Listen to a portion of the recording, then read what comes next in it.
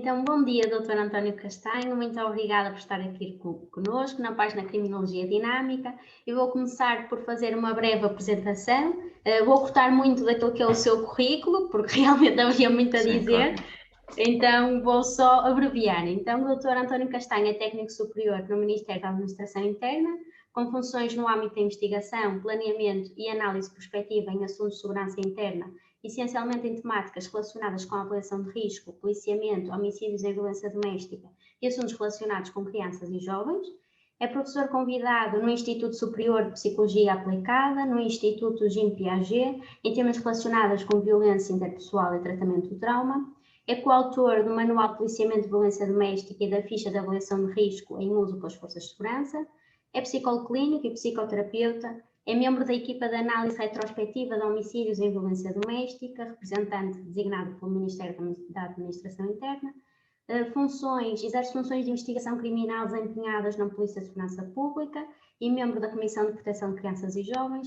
É formador de formadores no Ministério da Administração Interna e nas Forças de Segurança e tem participado como orador em diversos encontros científicos e autor de várias publicações na área da violência doméstica e afins. Tudo o que disse está correto, não está, Dr. António? Sim, está tudo. Não é preciso mais. Certo, Yara. Muito obrigado pelo convite, acima de tudo. É uma honra poder contribuir para o vosso canal e é com muito gosto que o faço. Espero estar à altura daquilo que me pede, ok? Aqui estou para falar um pouco sobre criminologia. Muito obrigada. Confesso que é uma honra enorme poder entrevistá-lo, porque sempre ouvi muita coisa sobre o Dr. António Castanho, que é um autor incontornável, principalmente na área da violência doméstica. Também ia lendo alguns artigos escritos pelo doutor, e depois finalmente conheci-o num evento onde partilhámos painel, num evento da Adidas, e então agora é um privilégio enorme poder estar aqui à conversa com o doutor. Então, para contextualizar até esta entrevista, porque nós realmente temos entrevistado mais criminólogos, não é? Então, porque agora trazer um psicólogo? Porque a criminologia dinâmica tem uma rúbrica que se chama O que outros profissionais dizem sobre a criminologia. Já trouxemos dois profissionais, o Dr. Pedro Sousa, que é diretor do jornal online, Barcelos na Hora, e o Dr. Fernando Aires Mendonça, que também é psicólogo. O objetivo desta rúbrica é fomentar a partilha de conhecimentos, promover o conhecimento da criminologia por outras disciplinas e evidenciar a necessidade de equipas multidisciplinares. E então trazemos vários profissionais, o nosso objetivo é trazer vários profissionais para que possamos fazer esta partilha, perceber se realmente outras áreas reconhecem a necessidade da criminologia, reconhecem a necessidade de partilha entre criminólogos ou não. Então, para começar, Dr. António, gostaria que falasse um bocadinho sobre si. Quais são os seus hobbies, os seus gostos, para conhecermos um bocadinho melhor? Ok. A Yara fez aí um resumo do meu currículo, mas convém dizer que eu fui, de uma forma mais profunda, durante 18 anos, fui do efetivo da Polícia de Segurança Pública, ligado à investigação criminal, essencialmente, portanto, a área do crime, na componente prática do terreno, era aquilo que eu fazia, desde a investigação de roubos, tráfico de droga e outras coisas mais relacionadas com as áreas da competência da Polícia de Segurança Pública.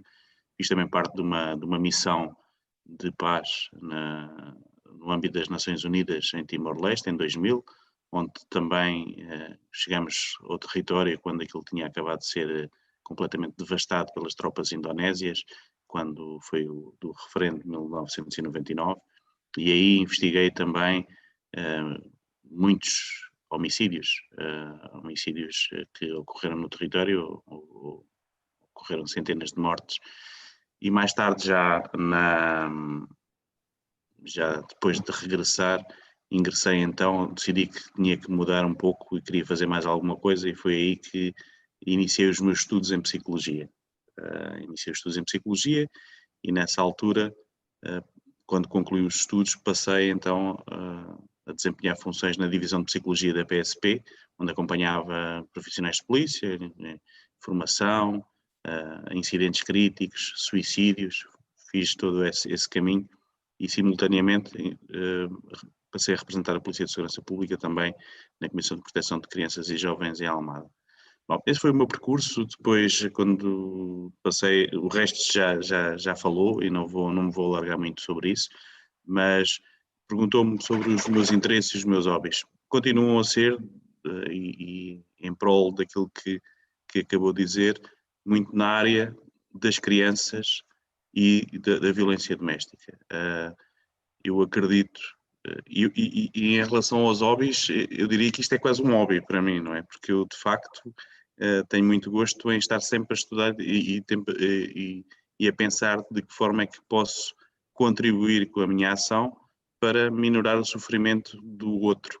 Isto numa componente mais alargada. Há uma coisa que a Yara não falou, porque eu também não partilhei, penso eu aí nessa nota que já enviei há algum tempo. Também faço consultório privado. Sou psicólogo clínico e sou psicoterapeuta e faço consultório privado.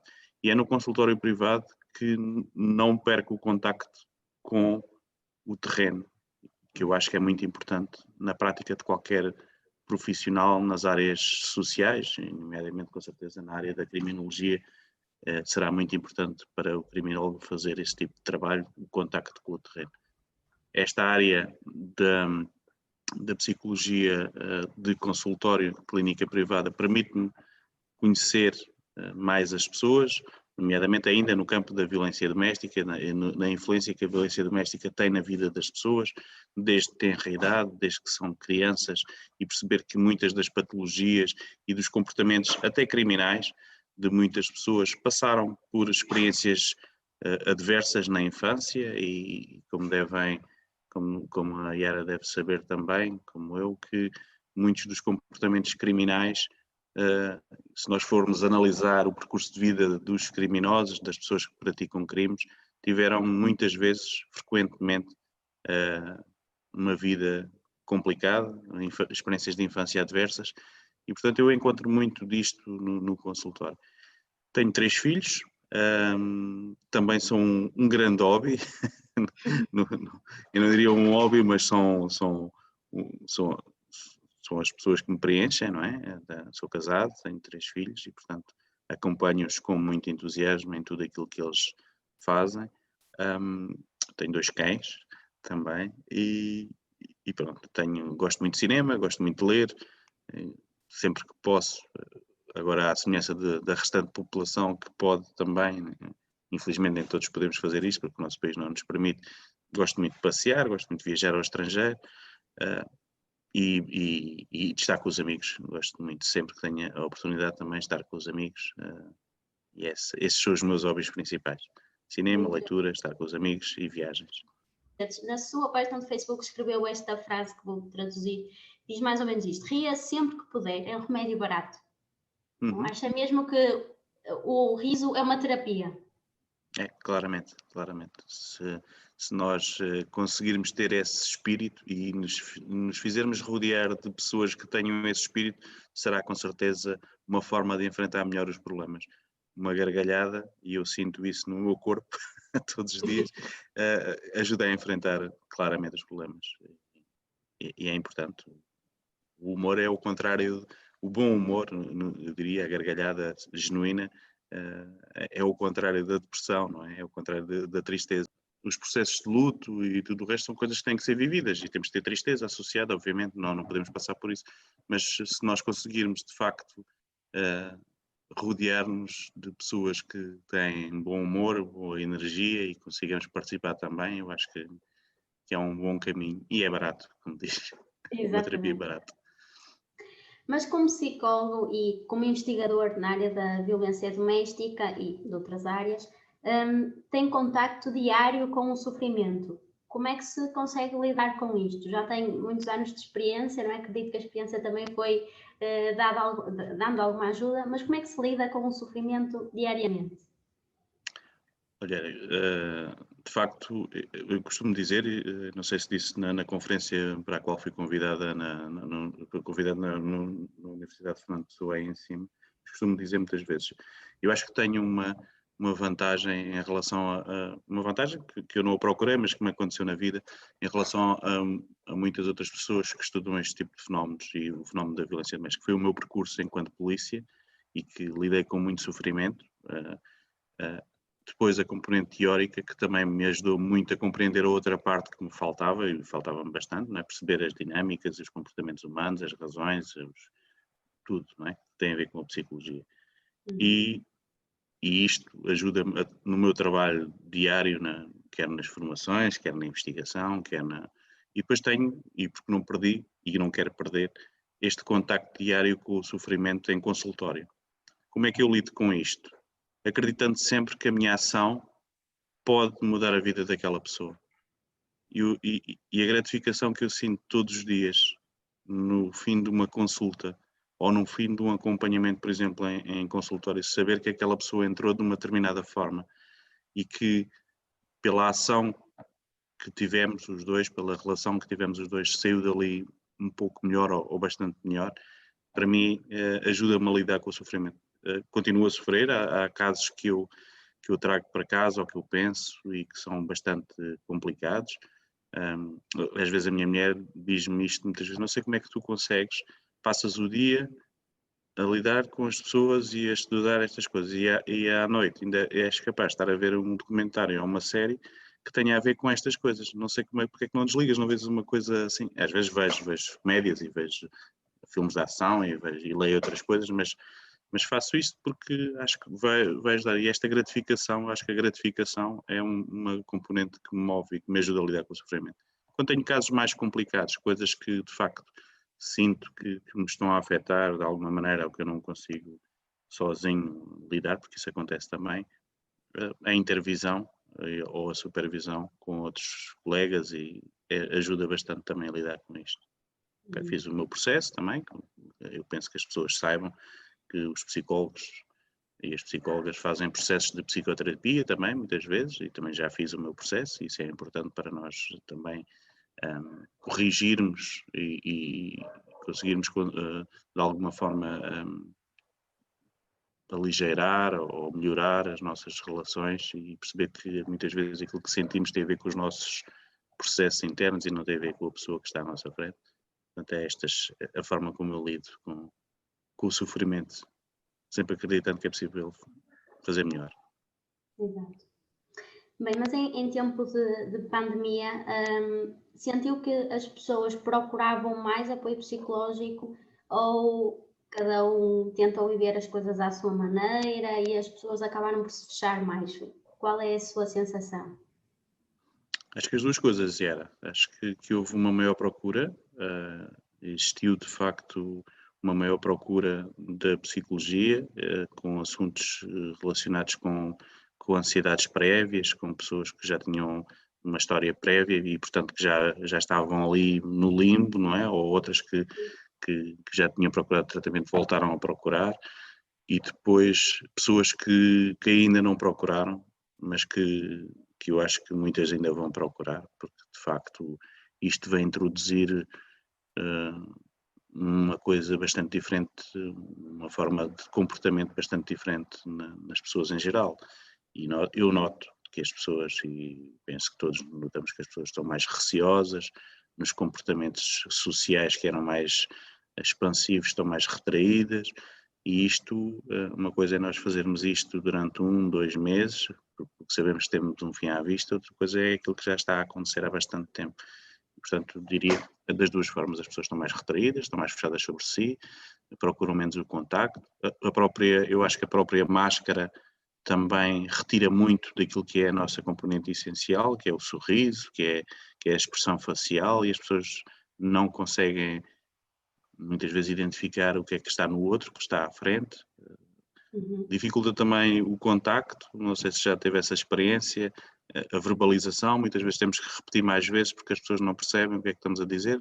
Esta questão de nós olharmos, e facilita de olharmos para a boca e às vezes mesmo que não percebemos o som, percebemos porque a boca, seguimos a boca e percebemos o que é que está a dizer, e eu acho que isto de facto tem um impacto grande, e esse vai ser a grande pandemia, vai ser a saúde mental daqui em breve, e depois todas as questões sociais que ainda estamos a viver e iremos viver com uma crise económica, e portanto a psicologia claramente vai ser um fator de reabilitação destas diria, doenças. Bem, eu já disse aqui que o doutor António Castanho é um autor incontornável na área da violência doméstica, mas em que momento é que a violência doméstica começa a entrar nos seus interesses? Olha, eu confesso que eu também costumo falar isto muito nas minhas conferências. Eu, enquanto fui polícia, e polícia ligada à investigação criminal, era aquele típico polícia ou aquela pessoa que achava que a investigação criminal era uma coisa que tinha a ver muito com tráfico de droga, muito com roubos, muito com furtos, muito com criminalidade assim mais visível e que nós vemos nas séries, e não tinha uma visão muito concreta, e, e também porque a lei na altura não era uma lei tão tão dedicada à violência doméstica, que valoriza tanto a questão da violência doméstica. Na altura, a violência doméstica não era um crime público, quando eu era polícia, e portanto não, confesso-lhe que ia a muitas situações de violência doméstica, perturbavam-me bastante, especialmente quando envolviam crianças, perturbavam-me bastante, mas senti uma grande frustração porque não conseguíamos fazer nada. Portanto, dependia de queixa e, portanto, nunca teve nos meus horizontes, não valorizava em termos de interesse de investigação. Quando eu entrei para a Direção-Geral da Administração Interna, que entretanto foi extinta e foi agregada na Secretaria-Geral da Administração Interna, eu dediquei-me, porque fazia parte das minhas funções, dediquei-me àquilo que estava previsto nos planos nacionais de combate à violência doméstica. E na altura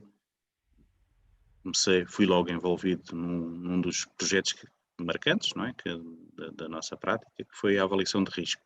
Nós na altura estávamos a desenvolver vários projetos e a avaliação de risco foi um dos projetos em que eu fui envolvido conjuntamente com outras pessoas, o professor Rui Abrunhosa Gonçalves, que coordenava também a parte da investigação, a PSP, a GNR, a PGDL, a PGDP, e portanto foi nessa altura que eu comecei a dedicar mais. Isto em 2011.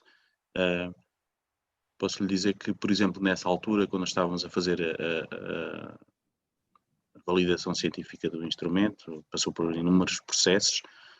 Uma das coisas que me calhou também, e isto foi um dos esforços que eu fiz logo na altura, porque achei que tinha que ser, e com a colaboração da PGDL,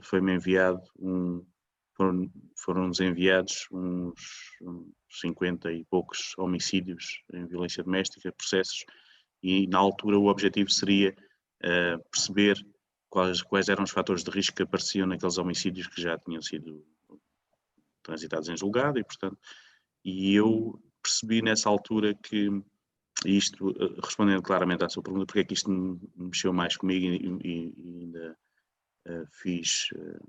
me apaixonou mais neste sentido. Percebi que naqueles processos, para além daquilo que nós estávamos a fazer, que era a tentar identificar fatores de risco, havia uma história, havia uma vida, existiam pessoas que tinham passado por um calvário imenso, vítimas que tinham pedido ajuda em todo lado e que tinham acabado por ser mortas, e no fim da linha, nada mudava. Ou seja, o sistema não aprendia com o que estava a acontecer. E pensei, mas isto não pode ser, não basta fazermos avaliação de risco, não basta nós estarmos aqui a fazer uma avaliação de risco, que é importante para que todas as pessoas falem a mesma linguagem, mas é importante também corrigir aquilo que correu mal. Nós, se fizermos só isto, não vamos depois, sempre que morrer uma pessoa, não vamos perceber o que é que aconteceu e não vamos retirar alguma aprendizagem. Nessa altura, por volta de 2012, 2013, percebi que, colocando estas questões a mim próprio, comecei a investigar e percebi que existiam equipas de análise retrospectiva de homicídio em violência doméstica, cujo objetivo era precisamente este, de perceber o que é que correu mal, perceber o que é que podemos fazer e honrando a morte daquela vítima, que não seja em vão, e com aquele caso concreto nós possamos aprender alguma coisa, efetuar recomendações. E aí comecei eu também, e de alguma forma estava num sítio que permitia, não é? Porque não se pode se calhar a um investigador que esteja muito deslocado dos locais onde as decisões são tomadas que tenha este tipo de possibilidade de fazer isto. E na altura, na revisão da lei em 2015, propus, por minha iniciativa e com a ajuda de colegas também, o modelo de análise retrospectiva de homicídio e violência doméstica. E isto foi mais um motor que me permitiu, eu diria, ficar grato por poder fazer alguma coisa, contribuir de alguma forma, humildemente, para que as coisas fossem mudando, não é? Eu acho que a equipa de análise retrospectiva, coordenada pelo Dr. Rui do Carmo, brilhantemente, e pelos meus colegas que fazem parte da equipa, temos feito um trabalho que é incontornável também nesta matéria. Tem sido o trabalho que nos traz o rosto do sofrimento, o rosto e o percurso das vítimas que, pelo sistema e as dificuldades que encontraram, das vítimas e dos agressores, e aquilo que nós podemos tentar implementar diferente, tentar fazer diferente. Eu acho que isso tem sido marcando nos últimos anos. Esta é a minha opinião, como parte da equipa, mas não posso deixar de dizer isto. E numa outra componente, a questão das crianças. Perceber que isto, de facto, a grande pandemia que nós temos, eu diria epidemia e pandemia em Portugal e no mundo, tem a ver com os resultados da violência doméstica nas famílias. Muitas das coisas que acontecem, eu vou agora caminhar para 2 ou 3 sentidos, muitas das coisas que acontecem têm a ver com o que acontece ao nível da saúde, por exemplo. Existem inúmeros estudos que comprovam isso, que muitas das consequências que as consequências na saúde da violência doméstica são muito graves, desde a toma de ansiolíticos, antidepressivos, questões ligadas ao cancro, doenças autoimunes, impactos na estrutura cerebral das crianças, e isto tem impacto. A questão económica, a questão das pessoas que faltam ao trabalho, da busca por cuidados médicos, muitas vezes disfarçados de depressões e de ansiedades, quando têm por trás histórias de violência doméstica desde a infância, muitas vezes já na idade adulta também. A criminalidade, o bullying. Se nós formos fazer este tipo de análise, eu diria, retrospectiva à vida daquela pessoa que tem aquela doença, que tem aquele comportamento, que tem aquele... Se nós formos olhar para trás, vamos perceber muitas vezes, isto eu tenho este lado prático que me permite dizer isto, em consultório eu faço isto, faço a história clínica dos meus pacientes, das minhas pacientes, e verifico que, e estou a fazer um bocadinho por baixo, 50% das pessoas que me procuram tiveram história de violência doméstica enquanto crianças. E não estou a falar de vítimas nem agressores, estou a falar de pessoas ditas normais, entre aspas, que não estão a viver como vítimas naquele momento e não são agressores, não estão a lidar com o sistema de justiça, que tiveram isto, não é? E, portanto,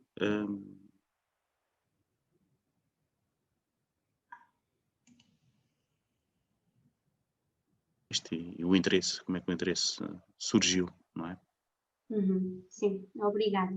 Há uns dias escreveu um post sobre a vítima da violência doméstica e a reação social, e que diz assim: quando uma vítima de violência doméstica não apresenta denúncia, não colabora ou recua nas declarações que prestou e ou volta para o agressor, os pensamentos mais comuns são: deve gostar de apanhar, não é possível uma pessoa independente sujeitar-se a isso, não se para porque não quer, não aceita as alternativas que o sistema lhe propõe porque não quer. Mas as perguntas devem ser: que consequências enfrentará esta vítima que a levam a manter-se na relação? De que forma a poderemos ajudar a enfrentar este desafio e o medo que sente? Existem mais perguntas, mas nunca de acusação à vítima. As opções da vítima devem ser compreendidas e respeitadas. E nós ainda vimos isto muito, infelizmente, até nos próprios tribunais, não é? Em que por uma vítima ser autónoma, ser uma mulher com uma profissão destacada, não é compreendido por que razão é que aquela vítima permanece e é novamente acusada de não ter sido capaz, não ter sido... Portanto, existem muitas questões, essas questões são essenciais. Por que razão é que aquela vítima permanece na relação? É este pensamento que deve ser colocado. Eu diria, podemos transpor isto até para a violência sexual. Não é? Nós temos casos foram mediáticos, de não se perceber por que razão é que aquela vítima não se opôs à violação, não permaneceu, diria, passiva, porque isto significa que as pessoas que julgam, ou as pessoas que trabalham nestas áreas, por exemplo, do direito, têm algum déficit de compreensão de outras áreas do saber. Não é? Ainda ontem eu também partilhei na minha página um excerto do relatório da PGDL, da Procuradoria-Geral Distrital de Lisboa, sobre a criminalidade no Distrito de Lisboa, os processos, e falava lá numa coisa muito interessante, que é a assessoria técnica aos tribunais, de existirem profissionais que apoiem os magistrados, porque os magistrados não podem saber de tudo, obviamente, e não sabem, são humanos, e portanto a área de especialização deles é outra, de terem à sua volta psicólogos, criminólogos, psicólogos forenses, psicólogos clínicos, pessoas que os possam ajudar nos processos de decisão. Obviamente o processo de decisão é deles, como é óbvio, mas perceber por que razão é que aquela vítima, por exemplo, no caso da violência sexual, porque é que aquela vítima não lutou, não fugiu, não é? Então é que eles não saem dali. Porque é que eles não saem? Porque é que aquelas mulheres, crianças, porque é que isto aconteceu? E existem, não é? Os estudos, os especialistas conseguem explicar as questões relacionadas com o cérebro, porque é que existe este mecanismo, porque é que o não lutar, ou o lutar, ou o congelar, faz parte de uma resposta possível do nosso cérebro, que tem a ver com a sobrevivência, coisas que nós não controlamos nem decidimos. A decisão, em muitas das situações em que a vida está em risco, não ocorre na parte superior do cérebro, no córtex cerebral. Não tem a ver com isto, tem a ver com os instintos mais primários, com a sobrevivência. E, portanto, aí não podemos continuar a responsabilizar a vítima como muitas vezes fazemos. Temos que compreender primeiro, muito bem, e colocar as perguntas certas. Exatamente. Sim, eu acho que este é um problema que a sociedade precisa ser informada, não é? Mas, sobretudo, ainda há a necessidade dos profissionais serem também informados sobre isto, não é? Claro, claro. Outro aspecto que também já falámos aqui e que o Dr. Castanho também tem chamado a atenção é o impacto que a violência doméstica tem nas crianças. E vou citar uma frase sua entrevista para o público que diz: a violência doméstica interrompe, destrói e tem impacto na vida futura de milhares de crianças em Portugal. É da opinião de que a criança deveria ser tratada como vítima direta do crime? Claramente, é sempre uma vítima direta. Não existem crianças vítimas indiretas do crime de violência doméstica. Não existem. E tem a ver com isto que acabamos de falar. Não é possível que uma mãe, eu estou a falar a mãe, mas pode ser o pai, mas porque as participações e os registros dizem que 84%, 80% ou 84% são as vítimas são mulheres. É impossível que uma mãe que está grávida, e mesmo já levando até para a gravidez, não é? Que consiga estar completamente serena, sem stress, sem produzir stress tóxico ligado à necessidade de sobrevivência. Se estiver deprimida, tem influência sobre o feto. Supondo que a criança já nasceu, se a mãe, mesmo que a mãe seja agredida, quando a criança está na escola, quando a criança regressa, encontra uma mãe que está sob a influência do trauma, que está sob a influência da agressão e que não consegue ser a mãe que seria se, por muito esforço que faça, por muito amor que tenha o filho, não tem a ver com uma questão de amor ou capacidade ou incapacidade de amar, porque ama, com certeza, mas a forma como a ligação se faz, muitas vezes isto acontece, mães que por omissão têm um efeito negativo nas crianças, mães e pais. Se estão deprimidos, em consequência daquilo que está a acontecer, não conseguem estabelecer uma relação de proximidade, de estabelecimento de vínculos saudáveis com uma criança. E, portanto, isto, volto a dizer, não existem crianças vítimas indiretas, as crianças são sempre vítimas diretas, porque estão a sofrer a influência da violência doméstica nos pais, na mãe, no pai, e depois sofrem também. E, portanto, estão a ser vítimas diretas sempre. É a minha opinião e não desisto dela nunca. Eu acompanhei uma senhora, já adulta, que que existia violência doméstica em casa e que ela dizia que a mãe passava, por vezes, semanas deitada na cama. Ela lembra-se de ouvir gritos, de ver a mãe com olho negro e coisas que valham, mas nunca viu, efetivamente, a parte mais expressiva da violência física sobre a mãe. Mas a consequência era que a mãe passou grandes períodos da vida dela, da infância e da adolescência, em processos depressivos no quarto, em que se recolhia durante uma semana, 2 semanas, e não saía. Agora, imagino que é uma criança com 3, 4, 5, 6 anos, em que precisa de ser cuidada, em que precisa de ser amada, e a mãe, porque não a ama, mas está de tal forma devastada e sob a influência da depressão, que não consegue vincular-se, que não consegue exercer aquilo que é o mais básico. Isto não é incomum. Okay? Há aqui uma omissão, não é? Por parte da mãe que não é voluntária. A mãe ama, mas não consegue. E a criança está ali abandonada, não é? Está ali sem relação com a mãe. Isto tem influência tremenda na vida das pessoas. Intervenção na violência doméstica, considerem importante a intervenção de criminólogos? Claramente. Eu acho que o estudo do comportamento desviante e do crime, do fenómeno criminal, se existem profissionais que são os profissionais dessa área, não é? E porque estudam, porque têm essa componente, são os criminólogos. Podem e devem estar presentes na melhoria e no combate às diversas formas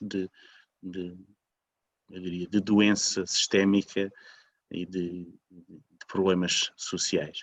Os criminólogos, assim como os psicólogos, as equipas multidisciplinares são essenciais. E nós temos que preenchê-las com a maior diversidade possível, porque isso só nos traz riqueza. Só nos traz riqueza nos processos de decisão. Eu, felizmente, eu já falei sobre isto, uma das primeiras experiências que tive de trabalhar numa equipa multidisciplinar foi numa comissão de proteção de crianças e jovens em risco. Até então, o meu trabalho era como polícia, portanto trabalhava com polícias, com uma visão que é de polícia, que não tem nada de mal, ok? Mas nós estamos todos a pensar mais ou menos da mesma maneira, temos mais ou menos a mesma formatação, e isto é bom em determinados contextos. Mas depois, esta experiência que eu tive permitiu-me perceber o olhar quase a 360 graus sobre o mesmo problema e a diferença de visão que cada um tem sobre isto. A experiência que nós temos, que eu tenho na equipa de análise retrospectiva, a mesma coisa. Nós temos, por exemplo, na equipa de análise retrospectiva, temos médicos, temos assistentes sociais, temos juristas e psicólogos. E, portanto, isto, obviamente, podia caber mais profissões, obviamente que sim. Mas esta componente de trazer os criminólogos para este trabalho, eu acho que é essencial, claramente que sim. Por vezes comparam a criminologia ao início da psicologia como ciência, que dizem que, bem, quando começaram a existir profissionais formados em psicologia, parecia que não sabiam muito bem para que era, o que é que iam fazer, será que eram realmente necessários, mas atualmente as coisas mudaram. Nós agora percebemos a necessidade dos psicólogos, toda a gente sabe o que é psicologia. Acredita que o mesmo vai acontecer com a criminologia? Acredito, Yara. Eu estava a pensar mesmo isso antes da entrevista, aquilo que acabou de dizer, eu estava a pensar sobre o vosso processo, dos criminólogos. Os psicólogos, então em Portugal, foram quase que ignorados durante muitos anos.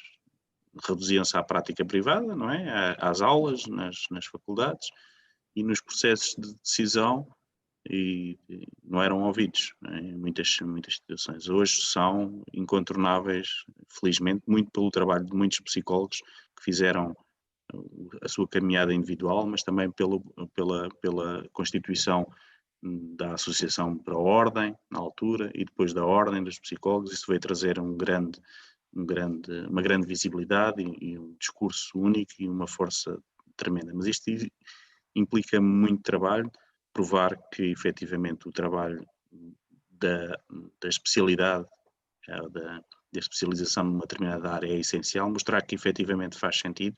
Isso implica para os primeiros, não é? Em Portugal, para aqueles que estão a iniciar, que têm que aparecer, que têm que mostrar trabalho, que têm que mostrar que efetivamente são são incontornáveis e pronto, isso vai ser um trabalho que vocês vão conseguir fazer. Vai demorar algum tempo, com certeza. Eu ainda me lembro do caso da psicologia forense também, não é? Que era, pronto, depois há aquela ideia de que a psicologia forense pode entrar em determinadas áreas do trabalho, das instituições, mas as instituições em Portugal são muito fechadas à entrada de pessoas. Depois vivem um bocadinho desta questão da administração pública portuguesa, que também é muito fechada para a entrada. E entrar em corpos ou instituições que já são muito conservadoras, não é? Nós somos muito conservadores, os portugueses são muito conservadores, são muito resistentes à mudança. Arranjam sempre 1001 problemas, arranjam sempre problemas em todas as decisões que são tomadas e depois não apresentam alternativas, apresentam problemas e não apresentam alternativas. Eu acho que vocês têm que fazer o vosso trabalho, têm que se focar naquilo que querem, no vosso percurso individual, obviamente, mas trazendo conhecimento, trazendo saber, investigação, e assim vão conseguir, com certeza que sim. A semelhança como aconteceram noutros países. Eu penso sempre, quando penso em criminologia, mas a Yara saberá isso muito melhor que eu, quando penso em criminologia, penso sempre em países anglo-saxónicos, não é? Porque são, de facto, aqueles que, na minha opinião, e naquilo que eu conheço, pouco têm, até se calhar pelas séries que nós vimos e por tudo aquilo que aparece, que são as pessoas ou são os países que mais valorizaram o trabalho dos criminólogos. Okay? Sim, É porque resiliência. Pois, é a palavra-chave, acredito que sim, também. Porque realmente Portugal conseguiu uma coisa interessantíssima, que foi abrir um curso e depois não reconhecer os profissionais, não é? E andámos ali durante alguns anos escondidos, não é? Íamos para o centro de emprego e inscreviam-nos como psicólogos, como juristas, e nós não somos isso, portanto, se aparecesse também uma proposta de trabalho nessa área, nós não temos de exercer, porque efetivamente não somos psicólogos, nem somos de direito. Então, não sabia muito bem. Supostamente não havia desempregados em Portugal, porque também não estavam inscritos no centro de emprego como tal. Então, isto foi uma confusão. Depois surgiu a lei, portanto, muito recente, em setembro de 2019, e veio-nos dar, assim, o ânimo. A verdade é que, e a Associação Portuguesa de Criminologia tem feito um trabalho muito bom naquilo que é o reconhecimento da criminologia em Portugal e conseguiu impugnar alguns concursos e tentar chamar a atenção de que realmente para algumas situações, para alguns cargos era necessário, ou também era válido um profissional licenciado em criminologia, um criminólogo, e fomos conseguindo algum trabalho. Ainda assim, e apesar de já termos uma lei e de tudo, ainda existe muitas reservas na prática. Lá está por o que estava a falar, porque as entidades não são muito fechadas. Por exemplo, não precisamos ir muito longe, basta ir ali à Espanha, que não há lei, que não há reconhecimento da profissão. No entanto, há vagas de emprego para criminólogos. Portanto, nós aqui estamos ao contrário. Portanto, temos a lei, que nós somos muito bons teóricos, eu acho, temos leis muito boas e a lei do criminólogo é muito boa, e depois na prática somos muito resistentes. Mas é isso, acho que os criminólogos devem continuar a trabalhar e a demonstrar que realmente a sociedade precisa de nós e nós conseguimos fazer coisas interessantes e trazer à discussão coisas relevantes. Já falámos um bocadinho sobre as equipas multidisciplinares, mas o que é que considera que a criminologia pode somar ao trabalhar, por exemplo, com a psicologia? Olha, essa é uma pergunta que é complicada para mim de responder, mas os comportamentos desviantes e o conhecimento do crime por si, não é? É uma das vossas componentes de formação.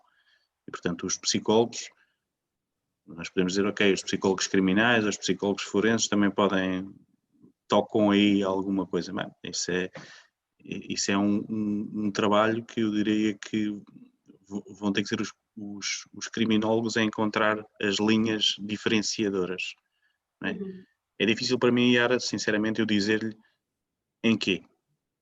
Eu acho que a visão e a formação que vocês têm é distinta. Okay? É distinta das outras áreas e, portanto, é essa distinção essa diferença que tem que ser acentuada. Tem que haver, eu não sabendo, confesso, muito sobre o vosso processo de formação, mas vocês, como nós, psicólogos, e mesmo entre psicólogos, nós temos que fazer a diferenciação e mostrar porque é que nós somos necessários. Porque é que eu, António Castanho, sou diferente do João, psicólogo, não é? Porque é que eu sou diferente? É a especialização da vossa profissão que tem que ser só nós é que conseguimos fazer isso, só nós é que somos capazes de fazer isto. E esse tem que ser o caminho, a pedra de toque, não é? Por aí. E vocês mostrarem com o trabalho, tal como a Yara tem feito, eu tenho também acompanhado com o seu trabalho e dou-lhe os meus parabéns pela sua resiliência e capacidade de trabalho. É por aí, temos que fazer isto, temos que mostrar porque é que somos importantes. Porque se estamos à espera que as outras profissões ou as outras pessoas nos reconheçam só porque sim, isso não vai acontecer. Ainda hoje nós vivemos com o estigma, nós, da psicologia, com o estigma em muita gente que a psicologia é para malucos. Não é? Eu não vou ao psicólogo porque isso é para... Não tem nada a ver. Não é? Tem sido um processo longo, a comunicação social, as redes, tudo, os artigos, a ciência ajuda-nos a fazer esse caminho, mas tem que ser por aí, tem que partir de dentro e não esperar que de fora é que venha o input. Não é? Portanto, vocês pegarem na vossa área de saber, mostrarem porque é que um psicólogo não pode fazer o vosso trabalho, da mesma forma que um criminólogo não pode fazer um trabalho de um psicólogo. Você disse há pouco, não pode, não é? Porque não tem, para já, em termos da lei e tudo do resto, não pode. E depois não tem formação para fazer. E, portanto, temos que nos destacar, temos que nos especializar e temos que mostrar que os criminólogos são as pessoas que sabem fazer isto, mas ninguém sabe fazer isto. E, portanto, nós somos incontornáveis neste processo. Sim, eu acho que a especialização tal como acontece na psicologia, não é? A psicologia também tem vários ramos, não é? Há psicólogos a trabalhar nas empresas, na justiça, portanto, e os criminólogos eu penso que também precisamos de fazer este trabalho, acho que isso está em déficit, porque às vezes nós achamos, bem, eu sou licenciada, ok, então agora vou arranjar trabalho. E há esta dificuldade e depois são os próprios criminólogos que não sabem muito bem aquilo que querem fazer. Eu confesso, por exemplo, eu acho que a criminologia, um criminólogo poderá trabalhar a cibersegurança e vejo vagas de emprego para cibersegurança a pedir engenheiros ou gestores. Na minha opinião, e puxando a brasa à minha sardinha, não acho que um gestor faria o melhor trabalho, mas eu também sei, nessa área, mas eu também sei que eu, como criminóloga, não me bastava para exercer aquele trabalho de cibersegurança. Tenho competências importantes na análise do comportamento criminal, na análise de prevenção, tudo bem, mas depois na parte informática eu não sou expert na matéria, portanto eu não faria um bom trabalho nisso. O que é preciso é especialização. Os criminólogos há criminólogos, sim, muito bem, que podem realmente fazer este trabalho de prevenção, têm essa formação, mas depois têm de se especializar na área informática para depois darem uma excelente resposta e aí sim darão melhor resposta do que um gestor ou do que um economista nessa área, Claro, não é? claro. E em tudo eu acho que assim, lá está, a psicologia já fez esse trabalho, não é? Os psicólogos já se foram especializando, e os criminólogos acho que ainda não, portanto precisamos... Mas isso é um processo concorrencial, não é? Que é saudável. É um psicólogo da rua abaixo, apesar de ter saído da mesma faculdade que eu, segue um caminho de especialização diferente do meu, eu sigo outro caminho, eu diria que o fim do curso é o início, o fim do curso é o início, não é mais do que isso. Dá-nos alguma coisa, mas não é suficiente para quase nada, diria. Não querendo ser desmoralizante, mas temos que ser, depois, a partir daí é que começa o caminho. Temos ali uma base e agora vamos procurar o nosso caminho. Existem muitos psicólogos, por exemplo, clínicos, que é a minha área de especialização, clínicos que seguem depois outras especializações e vão encontrar o seu caminho. Da mesma forma que existem médicos que são especialistas em pediatria, outros em dermatologia, outros não sei o quê, temos que fazer o nosso caminho. E, portanto, é por aí. Okay? Eu acho que é isso mesmo, Yara. Eu costumo dizer que a sorte, eu não sou eu que costumo dizer, esta é uma frase comum, a sorte dá trabalho. Não é? E depois, isto a nível individual, e depois a nível, quando o individual também aparece mais, a profissão por si só também vai aparecendo, porque aquele profissional naquela área se destacou, começa a aparecer, começa a ser falado, começa a ser E isso é importantíssimo. Não desistam dos vossos sonhos e força a criminologia. Muito obrigada, Dr. António. Foi um Ok. enorme gosto poder conversar consigo, também conhecê-lo um bocadinho melhor. Foi O muito gosto foi bom. meu. Muito Muito obrigado, obrigada. Yara, e vamos nos vendo por aí. Tá? Sim.